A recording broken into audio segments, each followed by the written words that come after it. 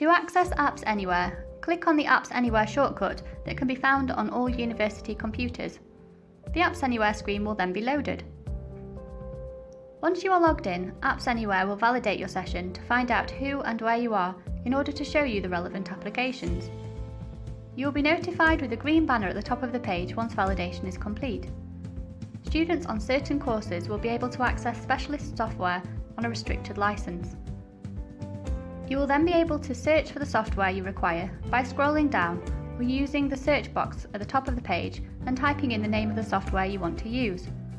For example, you can search for Adobe to find all of the available Adobe products, or search video if you'd like to see all of the apps that might help you edit a video file. There is also a drop-down menu which you can use to filter the programs available on the operating system you are using.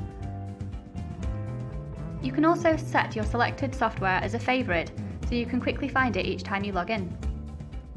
To launch, hover over your selected software and click on the Launch button. Most software will provide links to its own instructions and learning resources, and you can also check LinkedIn Learning for online tutorials.